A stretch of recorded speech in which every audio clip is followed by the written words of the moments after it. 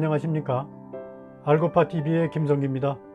오늘은 기후변화와 해양 분야의 대책 제1편을 말씀드리도록 하겠습니다. 일반 해양관리론 책으로 보면은 10장에서 11장 초반의 내용이 되겠습니다. 그래서 오늘은 주로 기후변화와 해양이 어떤 관계를 갖고 있는지, 이것이 이제 정책에 어떤 식으로 조금씩 반영되었는지 하는 것을 말씀드리도록 하겠습니다. 먼저 기후 시스템은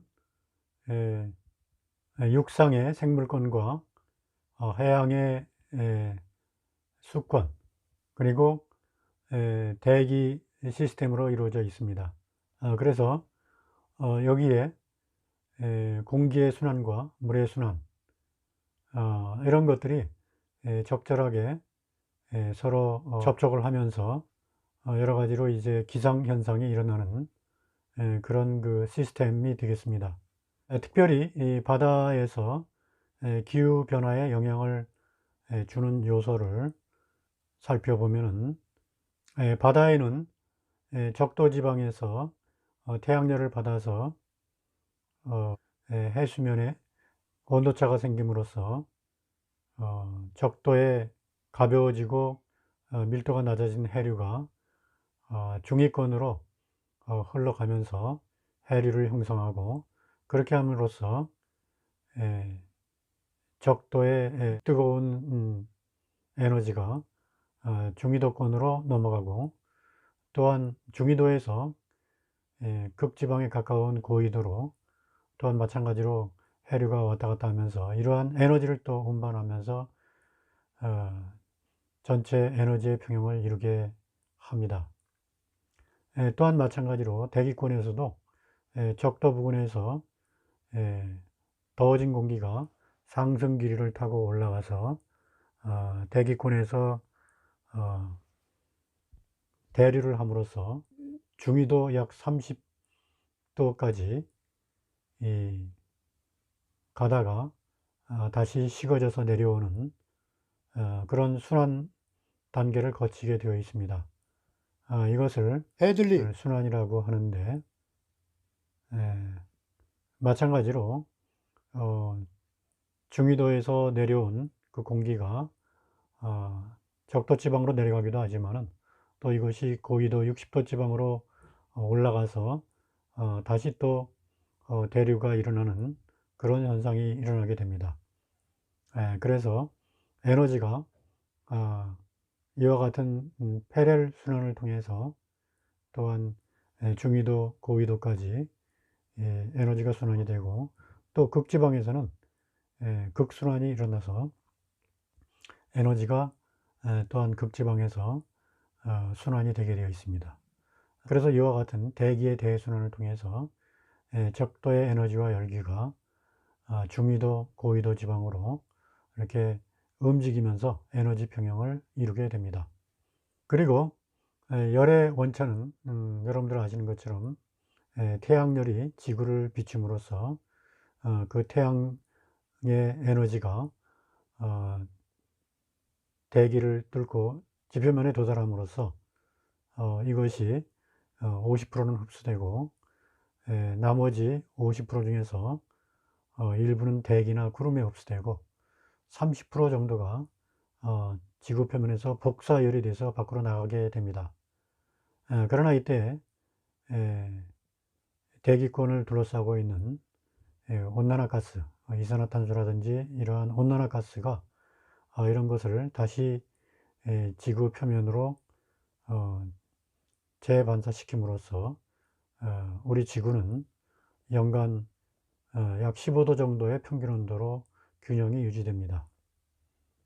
그런데 최근에 산업화로 말미암아 이러한 이산화탄소를 비롯한 온난화가스가 대기권 경계에서 많이 축적이 됨으로써 상당히 많은 지구의 복사열들이 밖으로 빠져나가지 못하고 지구의 온도를 높이는 온난화 현상, 그린하우스 이펙트가 발생하게 됩니다. 그래서 지구의 온도가 이와 같은 온난화 가스의 영향으로 상당히 올라가고 있는 그런 상황이죠. 그래서 이러한 지구 온난화가 극지방의 빙하를 감소시킨다든지, 또한 해수의 온도를 상승시킨다든지, 습기를 증발을 시키는, 그렇게 해서 구름 형성을 더 많이 시켜서 여러 가지 기후 변화를 일으키게 되고, 그런 효과로 말미암아 지구상의 기상과 온도가 변해서 여러 가지 이변들이 많이 속출하게 됩니다. 그래서 이러한 온난화 가스의 현황을 살펴보면은, 대개 온난화 가스에는 CO2나 메탄, CH4, 그 다음에 이산화질소, N2O, 그리고 이제 냉장고의 냉매로 쓰는 불화수소라든지 이런 것들이 또한 있습니다. 그래서 이런 온난화 가스 중에서 불화수소라든지 이런 것들은 1987년 몬트리올 의정서에 의해서 이용이 금지가 되고 규제가 되는 그런 국제적인 의정서가 맺어졌고, 국제적으로 이와 같이 규제가 가해지게 되었습니다. 실제로 이러한 가스들 중에서 온난화에 기여하는 정도를 나타내는 온난화 기여도를 보면은 CO2가 55% 정도, 그 다음에 메탄이 15%, 그 다음에 이산화탄소가 6%, 기타 24% 이런 식으로 이제 구성이 되어 있습니다. 국내에서는 이산화탄소가 거의 89%가 배출됨으로써 국내에서는 대부분의 지구온난화 원인이 이산화탄소에 의해서 이루어지고 있다는 것을 우리가 알 수 있겠습니다. 그래서 전 세계에서 이산화탄소 배출량을 살펴보면 1위는 중국입니다. 중국이 전체의 38%를 차지하고 있고, 또한 한국은 전체의 약 한 2.4%로서 약 7억 톤 가까이 배출을 하고 있습니다. 그래서 이러한 배출량들을 앞으로 줄여야 지구 온난화 현상이 상당히 감소될 수 있겠습니다. 이와 같은 이산화탄소는 대부분 도심 지역의 공장이라든지 주택지라든지 차량의 이용이라든지 이런 걸 통해서 많이 발생하게 됩니다. 매년 2 내지 3%씩 증가하고 있다고 합니다. 그래서 이러한 증가가 이루어지고 있지만은 또한 생물 생태계에서는 이산화탄소를 받아서 광합성을 함으로써 이산화탄소를 한쪽면에서는 줄이고 있고요. 해양에서도 마찬가지입니다. 해양에서도 카본을 흡수하는 카본 싱크로서의 역할을 해양이 하기 때문에 이러한 이산화탄소를 흡수를 해서 지표면의 71%에 해당하는 바다에 막대한 양의 이산화탄소를 저장하게 됩니다. 그래서 바다의 이산화탄소가 저장되는 메커니즘을 살펴보면은 먼저 바닷속에 있는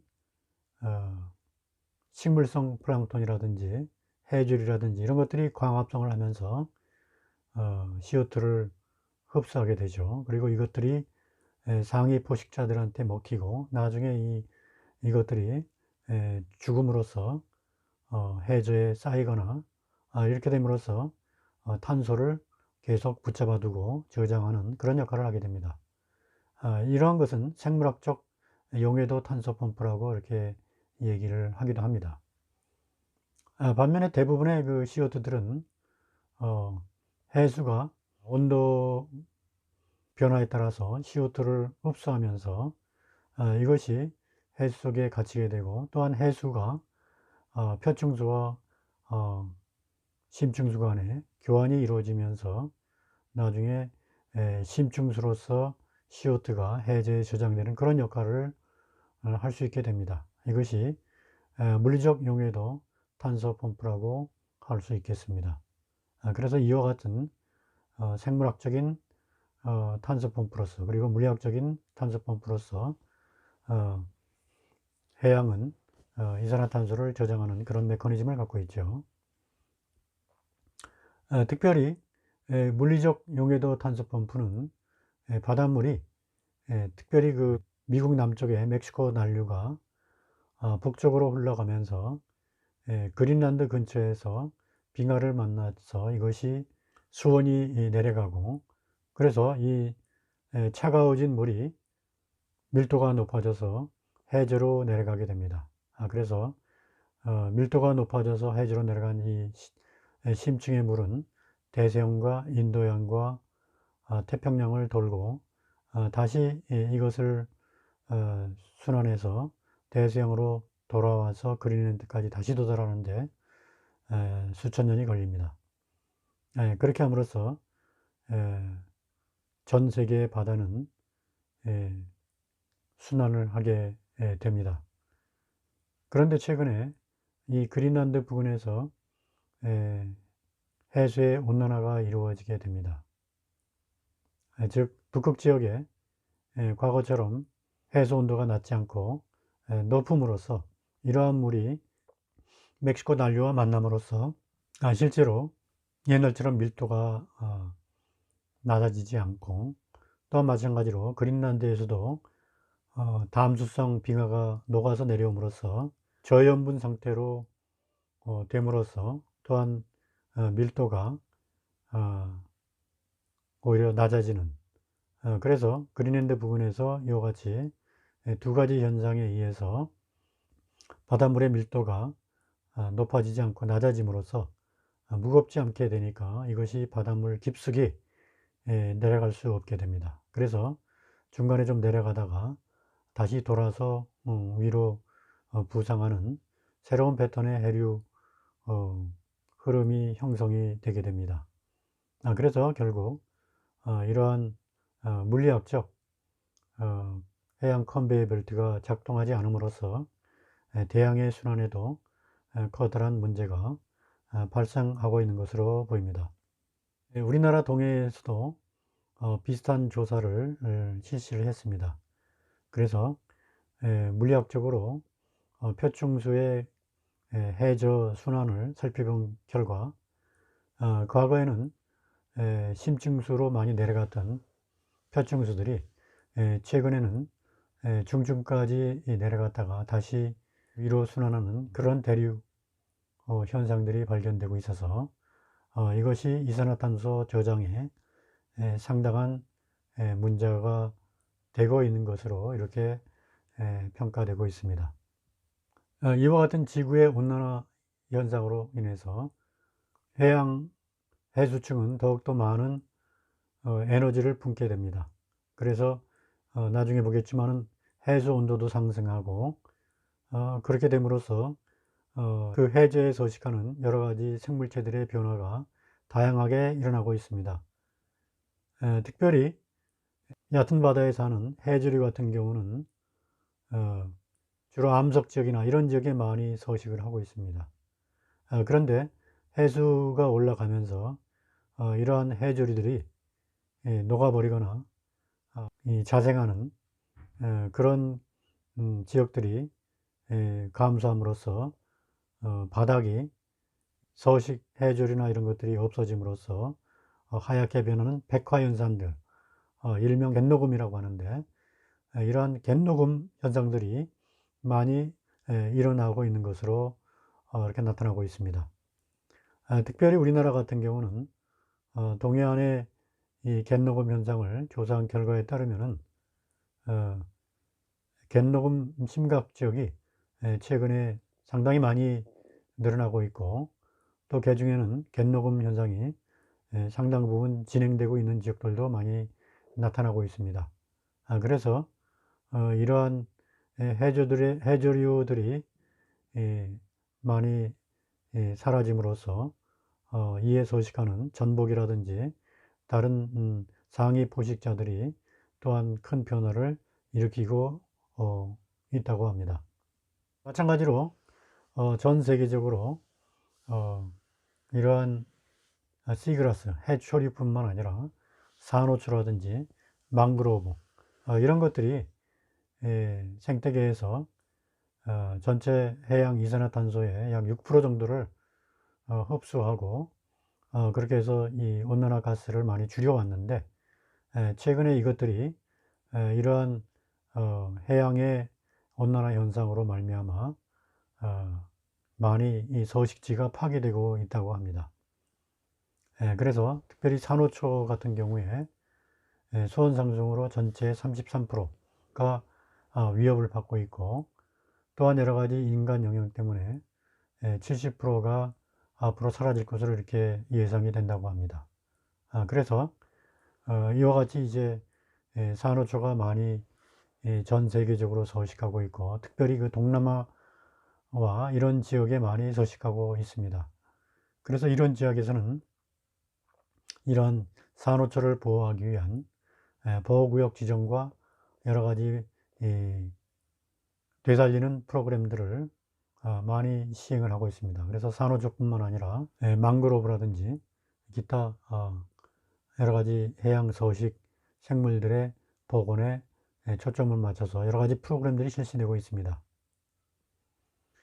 그래서 세계 해수 표면 온도를 살펴보면은 그림에 나타난 것처럼 대개 태평양의 서쪽에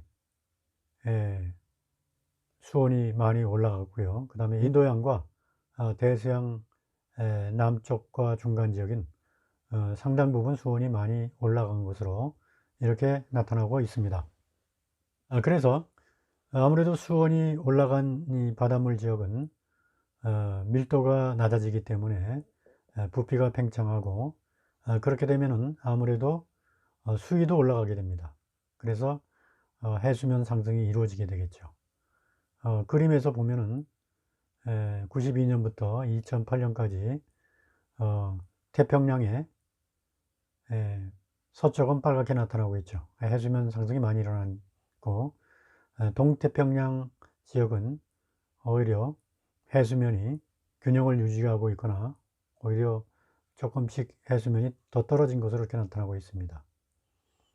그리고 해수온 온도가 상승한 인도양 남부 지역에서, 그리고 대서양 남부 지역에서 상당히 해수면 상승이 높게 나타나고 있죠. 그래서 이렇게 해수면 상승이 높게 나타나고 있는 지역에서는 연안 지역의 가옥이라든지 이런 것에 상당한 문제를 야기할 수 있습니다. 실제로 인도양에 있는 몰디브 섬 같은 경우는 해수면 상승으로 가옥이 침수가 된다든지, 그 다음에 해변에 있던 식생들이 침수를 받아서 커다란 생존의 위협을 받고 있다고 합니다. 또한 동남아시아의 인도네시아 자카르타 같은 경우는 매년 몇십 센치씩 해수면 상승이 이루어지고 있기 때문에 머지않아 전체 도시의 상당 부분이 침수될 것으로 이렇게 예상이 되고 있어서 도시 앞바다에 거대한 방파제를 건설해서 연안의 이 침수재해를 막는 계획을 짜고 있습니다. 그러나 이와 같이 비용을 많이 들여서 이러한 방파제를 건설해도 도시의 침수를 모두 막기는 어려운 상황입니다. 그래서 인도네시아 정부는 최근에 수도를 다른 지역으로 이동하는 그런 계획을 발표하고 계획을 진행시키고 있다고 합니다. 또 별도로 우리가 봐야 될 문제는 CO2라든지 지구온난화 가스가 증대되면서 이것이 이제 바다에 더 많이 녹게 됩니다. 그래서 CO2가 물속에 들어가면은 이온화가 돼서 중탄산염이나 탄산염으로 이렇게 변화되면서 산성을 띠게 됩니다. 그래서 이런 산성도가 지구온난화가 진행되면서 더욱더 높아질 것으로 이렇게 예상이 됩니다. 일본에서 조사된 태평양의 산성화를 보면은 1990년에 8.1 정도를 나타내던 것이 2013년에 8.07 정도로 이렇게 산성화가 진행되었다고 합니다. 그래서 전 세계적으로 보면은 2000년도에 폐하 8 정도의 해수가 2100년도에 가면은 약 한 7.8 정도로 산성화가 진행될 것으로 이렇게 나타나고 있습니다. 이와 같이 CO2가 많이 흡수가 돼서 산성화가 진행되게 되면은 물고기 중추신경계 이상으로 물고기들이 이제 방향 감각을 상실한다든지 여러 가지 산란이라든지 생육 성장에 영향을 주게 됩니다. 그 다음에 산호나 조개나 전복 등 어패류 껍데기에 골격이 탄산칼슘으로 이루어진 것들이 산과 만나서 녹아버림으로써 이러같이 경질 껍데기를 가진 수산물들의 상당한 피해가 예상이 된다고 할 수 있습니다. 지구온난화는 또한 여러 가지 재해도 유발시킬 수가 있습니다.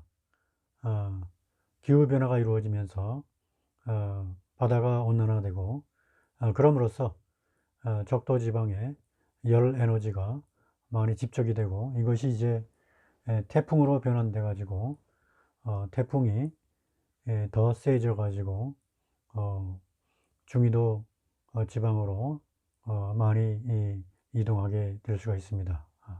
또한 국지적으로 각 지역마다 아까 말씀드린 해수면 상승도 더 많이 일어나게 되고 또한 폭풍도 전부 다 자주 일어날 수가 있습니다. 우리나라 동해안에 최근에 너울이라든지 이런 것들이 상당히 많이 발생해서 해변을 침식시키고 그 다음에 사람들의 주택이라든지 재산 피해를 많이 이야기시키고 있습니다. 또한 온난화가 되면 될수록 홍수 발생 빈도가 높아지게 됩니다. 그래서 이러한 홍수 발생으로 이 내수면과 해변 지역에 많은 이 주택과 시설물들이 피해를 볼 수가 있다 하는 것을 말씀드릴 수 있겠습니다. 그래서 각 지역마다 이와 같은 이제 태풍들이 많이 발생하고 있는데 우리 태평양에서는 타이푼이라고 하죠. 인도양에서는 사이클론, 그 다음에 대서양에서는 허리케인이라고 이렇게 이제 태풍의 이름을 부르는데 실제로 이 태풍의 발생 빈도를 따져보면은 일반 태풍의 발생 빈도는 그다지 뭐 큰 차이는 없습니다. 그러나 최근에는 이 슈퍼 태풍의 발생 빈도가 많이 늘어나고 있는 것으로 밝혀지고 있습니다. 그래서 전보다 슈퍼 태풍이 52%가 증가하고 있고 또 이것이 우리나라 한반도에 미치는 영향을 따져보니까 이러한 슈퍼 태풍이 우리나라의 전보다 약 18%가 증가한 것으로 나타나고 있습니다. 그래서 태풍이 오게 되면은 이제는 과거처럼 규모가 적은 태풍이 아니라 아주 규모가 큰 그런 태풍들이 자주 내습할 수 있다. 그래서 준비를 단단히 해야 되고 그래서 최근에 연안에 여러 가지 구조물을 세울 때 50년 단위 태풍 빈도에서 100년 단위의 태풍 빈도를 고려해서 그렇게 해서 이제 구조물을 짓는 그런 시스템으로 대책을 수립해서 변환하고 있습니다. 또한 해수면 상승률이 굉장히 높아지고 있습니다. 그래서 해수면 상승률은 해수온도 상승하고 관련이 된다고 그랬죠. 해수온도는 이제 적도에서 난류가 밀도가 낮아지면서 팽창해서 그렇게 해서 해수면 상승이 이루어진다고 그랬습니다. 우리나라 쪽으로는 크로시오 난류가 많이 올라오게 돼 있죠. 그래서 이러한 난류를 처음 맞는 곳이 이제 제주도입니다. 그래서 제주도가 상당히 상대적으로 해수면 상승이 많이 이루어지고 이것이 이제 큰 물줄기가 남해안 쪽으로 빠져나가면서 남해안 쪽에 이제 해수면 상승을 좀 더 일으키고, 그 다음에 이제 동해안으로 빠지게 됩니다. 그래서 2014년까지 자료를 보면은 제주도 쪽이 해수면 상승이 많이 이루어지고, 남해안을 거쳐서 동해안으로 가면은 해수면 상승이 좀 떨어지는 것으로 이렇게 되어 있습니다. 이러한 자료는 68년부터 2014년까지 자료인데, 최근 것만 따로 띄워가지고 89년부터 2018년까지 해수면 상승 추이를 보게 되면은 실제로 이 쿠로시오가 올라오면서 제주도 부근의 해수면 상승이 전보다는 약간 약화된 것으로 이렇게 보입니다만은, 이것이 서해안으로 가면서 조금 더 높이고, 또 남해안을 통해서 가면서 동해안 쪽이 과거보다 상당히 해수면 상승이 높아지는 것으로 이렇게 나타나고 있습니다. 그래서 이와 같이 동해안이 해수면 상승이 더 많이 이루어진다고 하는 것은 그만큼 동해안 쪽으로 뜨거운 물이 많이 올라간다 하는 것을 나타낸다고 할 수 있겠습니다. 그래서 2018년 8월 14일 기준으로 그 전 30년간의 해수 온도 변화를 체크를 해 봤더니, 해수 온도가 가장 많이 변한 데가 아까 보여드린 동해안입니다.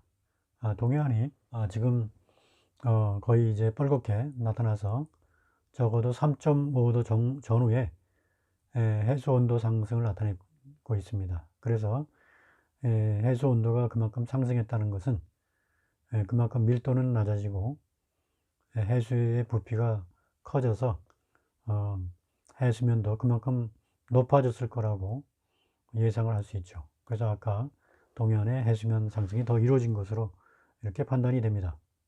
그래서 7월 달에 25도의 등수온선 변화를 기상청 자료로 볼 때 그림에 나타나고 있는 것처럼 2016년도에는 강원도 남부 지역에서 25도를 유지했었는데, 2017년도에는 강원도 북부 지역, 그리고 2018년도에는 한경남도 남쪽 해상까지 25도 등원선이 형성이 되었습니다. 이와 같이 다른 지역 보다도 동해안 지역의 해수온 변화가 상당히 많이 일어나고 있다 하는 것을 알 수 있습니다. 따라서 어종의 이동도 상당히 많아지고 있습니다. 동해안 쪽에 과거에 한류가 내려오면서, 포항까지 한류가 내려오면서 이제 명태라든지 이런 것이 많이 잡혔지만은, 지금은 이와 같이 이 난류가 동해안 쪽을 밀어서 올리고 있기 때문에 명태는 거의 잡히지 않고 난류성 어종들이 많이 내려오고 있습니다. 그래서 최근에 오징어라든지 멸치라든지 이런 것들의 이 어획량이 우리나라 전체 바다에서 상당히 늘어나고 있고, 도루묵 같은 경우는 이제 년마다 차이가 있지만은 상당히 좀 줄었고, 명태는 아예 뭐 씨가 말라서 잘 보이지 않는 거 여러분들 잘 아실 겁니다. 또한 북극에도 지구온난화의 영향을 많이 받습니다. 지구온난화의 영향은 중위도 위쪽에서 많이 받기 때문에 우리나라와 북극 지방에서도 많이 영향을 받죠. 그래서 8월 달에 북극의 설빙들이 비교된 그림을 여러분들 보시면 2019년도에 상당히 많이 줄어들거나 희미하게 보이는 형태로 변화된 것을 볼 수가 있습니다. 그래서 이와 같이 북극의 해붕이 많이 일어나면서 항로도 일부 열리고, 그래서 시베리아 북쪽으로 해서 물자 수송도 많이 이루어지기 시작하고 있습니다. 그래서 이와 같은 북극의 해빙이 여러 가지 북극해의 물리적 상황뿐만 아니라 여러 가지 경제적 상황도 변화시키고 있고요. 또한 빙하가 감소하면서 북극의 온도가 올라가고, 또한 북극의 온도가 올라가면서 북극과 중위도 지방에 형성되었던 제트 기류가 상당히 약해지게 되었습니다. 제트기류는 중위도 지역의 온도와 극지방의 온도 차가 심해질 경우에 제트기류가 생겨서 그렇게 해서 이제 부는 바람인데, 이것이 이제 북극이 온난화되면서 상당히 약해지고, 따라서 북극의 찬 공기가 자주 뚫고서 한반도 지역으로 내려옴으로써 겨울에 한반도가 상당히 추워지는 그런 때도 많이 있습니다. 그래서 이와 같이 이 지구 온난화가 제트기류를 약하게 함으로써 우리나라의 겨울 기온에도 상당한 이 한랭기류 형성에 영향을 많이 주게 됩니다. 이런 것들도 빙하가 감소했기 때문에 일어난 경향이라고 볼 수가 있겠습니다. 지구온난화에 따른 3대 주요 변화를 따져보면 먼저 기상이변을 들 수가 있겠습니다. 그래서 기온 변화가 이루어지게 되겠습니다.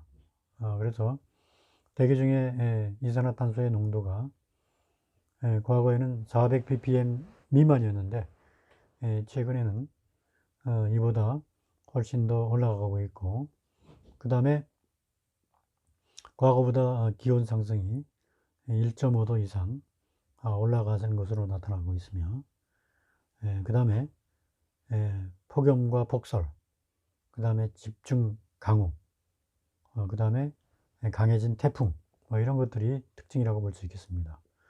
그 다음에 생태계 교란이 많이 일어나죠. 그래서 기온이 올라가면서 열대성 식생종들이 북상하고 어종들도 많이 우리나라 쪽으로 올라오고 있죠. 그 다음에 해수가 산성화되고 있고, 그 다음에 식물 생장기간이 연장이 되었다 하는 것을 알 수 있습니다.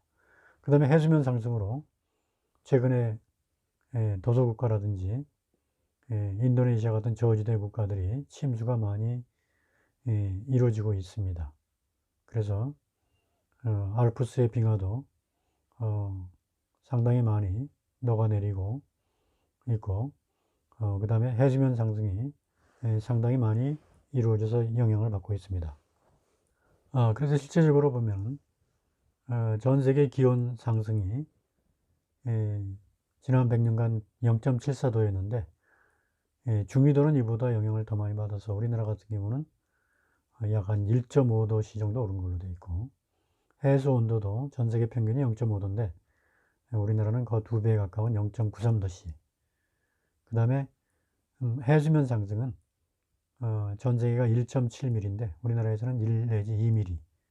그래서 해수면 상승은 뭐 비슷한 추세로 따라가고 있는 것으로 이렇게 나타나고 있습니다. 그래서 이러한 지구 온난화가 해양 온난화에도 영향을 미치고, 그렇게 해서 해양이 온난화되면서 아열대성 어종이 우리나라에 많이 올라오고, 그 다음에 백화현상이나 산호초 등 이런 것들이 상당히 뭐 멸종 위기에 많이 내몰리고 있습니다. 그리고 해양 변화가 기후 변화를 촉진한다.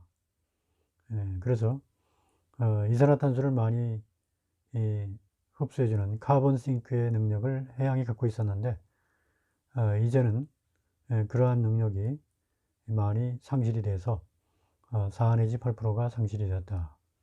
그래서 앞으로 CO2 흡수 능력이 10% 정도까지 감소될 수가 있어서 지구 온난화 감소시키기 위해서 CO2 배출 감축이 필요하다는 것을 말씀드릴 수 있겠습니다. 또한 CO2 흡수로 해양이 점차적으로 팔 근처로 이게 수렴하고 있는데, 이렇게 이런 속도라고 하면은 앞으로 2100년까지 7.7 정도까지도 내려갈 수 있는, 그렇게 함으로써 생태계의 커다란 변화를 일으킬 수 있는 그런 문제점을 야기할 수 있다고 볼 수 있습니다. 그래서 이러한 기후변화에 대응하는 전 세계적인 정책의 변화에 대해서 살펴보면은 1992년 리우회의 때 세 가지 중요한 협약이 있었습니다. 첫 번째가 이제 기후변화 협약이고 UNFCCC가 있었고, 그 다음에 생물 다양성 협약, 그리고 사막화 방지 협약이 있습니다. 그 중에서도 기후변화 협약과 사막화 방지 협약은 지구 온난화하고 직접 관련이 되고, 또 생물 다양성 협약도 우리 지구 온도가 2도 정도 올라가면은 생물의 한 20-30%가 멸종이 되기 때문에 생물 다양성 협약도 또 마찬가지로 이러한 지구 온난화와 밀접하게 관련돼 있어서 92년도에 리우회의는 이러한 지구 온난화와 관련되는 각종 문제들을 협약으로 이렇게 만들어낸 그런 회의라고 볼 수 있겠습니다. 그래서 기후변화 협약에 따라서 IPCC라고 하는 기후변화 정부 간 협의체가 만들어졌습니다. 이 협의체는 세계 기상기구 WMO, 월드 메테오롤로지컬 오거니제이션하고 UNEP가 공동으로 설립한 유엔 산하 국제 협의체로서 여기에서 몇 번에 걸쳐서 기후변화 평가 보고서를 만들어냈습니다. 그래서 이 평가 보고서가 전 세계의 지구온난화 대처 능력을 많이 키웠기 때문에 2007년도에는 이 IPCC가 노벨 평화상을 수상하기도 했습니다. 그래서 기후변화 평가 보고서는 대강 6, 7년에 한 번씩 발행하는 것 같습니다. 그리고 90년대 초반에 발행된 이래로 현재까지 5차가 2013년도, 14년도에 걸쳐서 발행이 되었고, 현재는 6차 보고서가 준비 중에 있습니다. 그래서 이 기후변화 평가 보고서, 어세스먼트 리포트라고 하는데 줄여서 이제 AR 보고서라고 합니다. 이것이 지구온난화 대책을 수립하는데 상당히 많은 기여를 해왔습니다. 그래서 그림에 나온 것처럼 첫 번째 어세스먼트 리포트, FAR이라고 하는데, 이것이 처음 나와가지고 나중에 기후변화 협약을 맺는데 상당한 도움을 줬습니다. 그리고 세컨드, SAR, 세컨드 어세스먼트 리포트, 이것이 95년도에 교토 의정서를 체결하는데 기여를 했습니다. 교토 의정서는 기후변화에 관련되는 의정서가 되겠습니다. 그런데 문제는 이제 이 의정서에 미국이라든지 이런 중요한 국가들이 빠져가지고 서명을 하지 않았기 때문에 협약이 좀 절름발이다, 이런 얘기를 많이 들었습니다. 그리고 2001년도에는 Third Assessment Report, 이것이 나왔습니다. 그래서 그 당시에 기후변화에 대한 적응, 어댑테이션, 이런 것을 어떤 방식으로 해야 될 것인가 하는 그런 개념들이 또한 도출되고 했습니다. 그리고 네 번째, 어세스먼트 리포트 4에 있어서는 당시에 타켓을 앞으로 100년간 2도 정도만 올라가도록 그렇게 잡았습니다. 그리고 그때 이것이 2007년도에 노벨상을 받게 됩니다. 그리고 2013년도 말쯤에는 어세스먼트 리포트 5가 나와서 이거에 근거해서 2014년도 말에 파리 협약서가 체결이 됩니다. 여기에는 이제 미국 등 강대국들도 모두 참여를 해서 적극적으로 대처하자는 그러한 강대국의 의지가 같이 집결이 되었습니다. 그래서 상당히 좀 실효성이 있다고 봤는데, 물론 이제 최근에 트럼프가 이 협약에 참여를 못하겠다고 파기를 선언했죠. 지금은 AR6 여섯 번째 이 리포트가 준비되고 있고, 그래서 최종 보고서 나오기 전에 인터림 레포트, 중간 보고서들이 나와서 현재 회람이 되고 있습니다. 그래서 AR5, 어세스먼트 리포트 5에서 앞으로의 그 평균 지표 온도 변화를 살폈는데, 시나리오 2.0, RCP 2.6이 CO2를 많이 절감했을 경우고, RCP 8.5가 지금과 같이 이산화탄소가 증가된다는 추세로 갈 경우에 어떻게 변화될 것이냐라는 그런 가상안이 되겠습니다. 그래서 평균 지표 온도는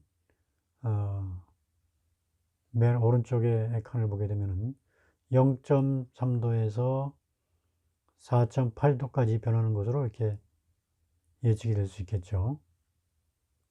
그 다음에 평균 해수면 상승 칸을 보게 되면 0.26 미터에서, 즉 26cm에서 82cm까지 시나리오에 따라서 해수면 상승이 이루어질 수 있다라는 그런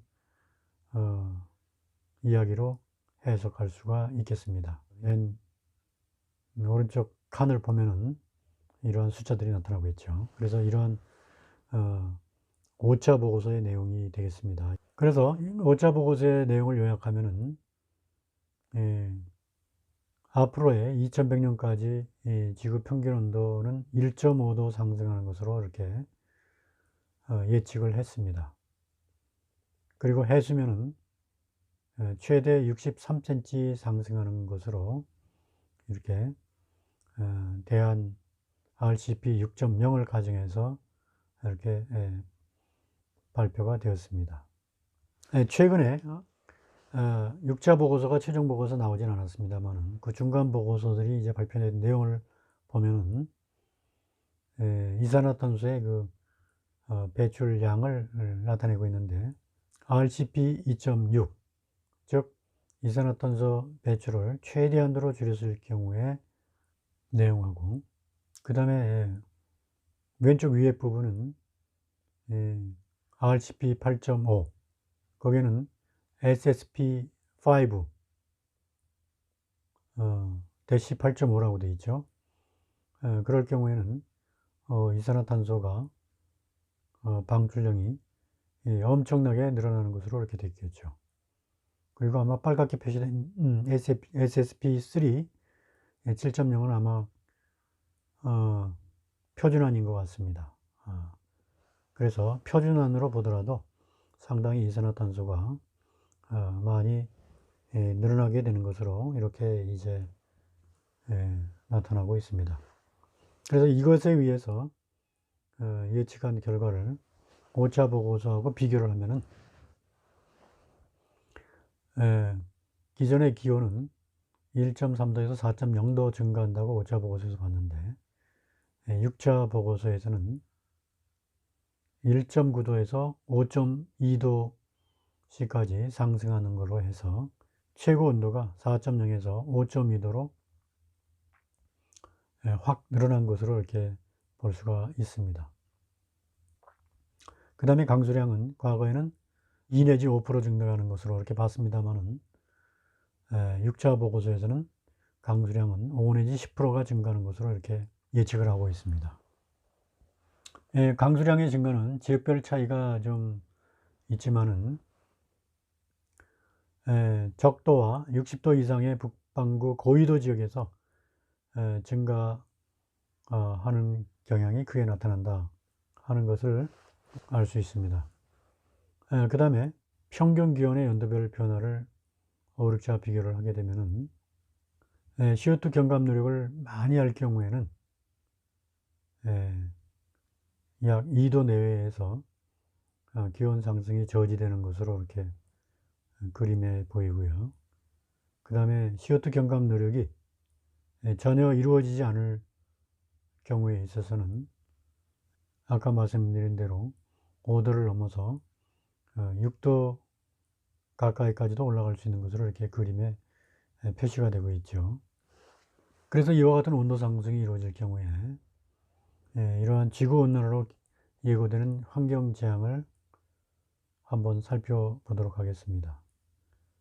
그래서 특히 맨 밑에 있는 생태계 동그라미 친 지역을 보게 되면은 0도에서 2도씨 사이에는 뭐 양서류의 멸종, 산호의 백화 현상, 그 다음에 다양성의 감소, 뭐 이런 정도지만은 2도를 넘어서게 되면은 2도에서 4도 사이에서는 대부분의 산호가 멸종하고 생물종의 20 내지 30%가 멸종하고, 그 다음에 물 부족과 홍수 위험이 상당히 높아지게 된다 하는 것을 알 수 있습니다. 그리고 4도 이상으로 넘어가게 되면 지구 주요 생물 대부분이 멸종하고 엄청나게 홍수와 물 부족이 많이 발생하게 됩니다. 아마도 4, 5도 넘어가게 되면 인간은 온도가 높아져도 에어컨 시스템의 영향을 받아서 살 수 있을지 모릅니다. 그러나 먹을 것들이 상당 부분 다 멸종해서 죽어버리기 때문에 우리 인간의 생활도 장담할 수가 없게 되는 것이죠. 그래서 아까도 그 평가 리포트에 말씀드렸습니다마는 100년 후에 2도씨 이내에서 상승을 저지시켜야 됩니다. 그러나 이것도 쉽지 않은 목표입니다. 2도씨까지 맞춰줘야만 생물종 20-30% 멸종에 그치는 것으로 끝날 수가 있습니다. 그래서 우리가 지속적으로 이와 같은 기후변화 협약에 관련되는 CO2 감소 운동에 적극적으로 동참을 해야 되겠습니다. 이상 이 기후변화와 해양 분야의 그 대책 부분에 1편 내용을 말씀을 드렸습니다. 내용을 잘 들으셨으면 익힌 문제를 풀어보시기 바랍니다. 이상 오늘의 말씀을 잘 경청하셨으면 좋아요와 구독을 꼭 눌러주시기 바랍니다. 알고파TV의 김성규입니다. 경청해 주셔서 감사합니다.